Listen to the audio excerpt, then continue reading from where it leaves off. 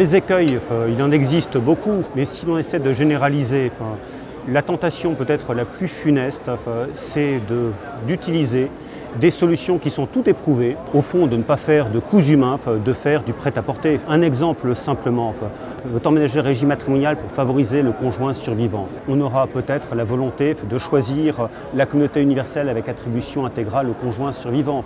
C'est une solution très éprouvée, mais qui sans doute, parfois, donne trop de droits au conjoint survivant, pas assez aux enfants du premier lit. Autre danger, ne pas articuler le changement de régime matrimonial avec la dévolution successorale. Dans le cas particulier que je viens d'envisager, il faut bien sûr équilibrer les droits des enfants pour que des inégalités ne soient pas créées à l'ouverture de la première succession. Voilà quelques écueils parmi d'autres.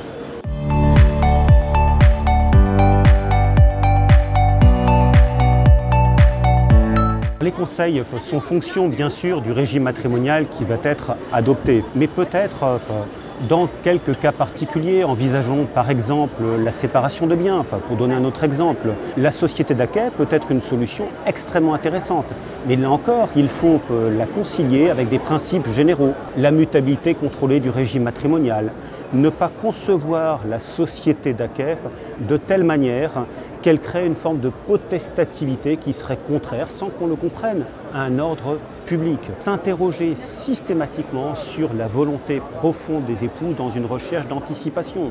Une difficulté actuelle extrêmement prégnante relève de la contribution aux charges du mariage dans le régime de la séparation de biens. Il faut adapter les clauses, mais pour les adapter, il faut savoir concrètement ce que veulent les époux.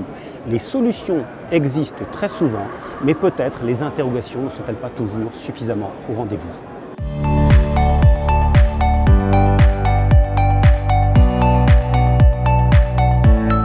On a beaucoup dit que la participation aux acquêts est condamnée. Chacun sait que 2 arrêts de la Cour de cassation ont en quelque sorte mis le feu aux poudres. Et pourtant, ces arrêts, pour ce qui me concerne, paraissent bien fondés. La participation aux acquêts qui pose difficulté, c'est celle qui prévoit une clause d'exclusion des biens professionnels dans le divorce. Et l'on sait que cet avantage matrimonial, puisqu'il a été qualifié comme tel par la Cour de cassation, risque d'être révoqué. Eh bien, il existe des possibilités de faire en sorte que cet avantage matrimonial subsiste.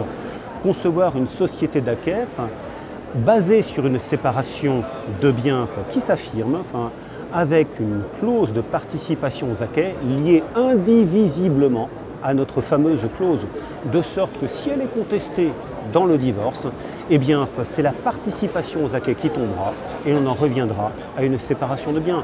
Le but recherché aura été atteint sans mettre en péril l'entreprise. Ne condamnons pas trop vite la participation aux acquêts.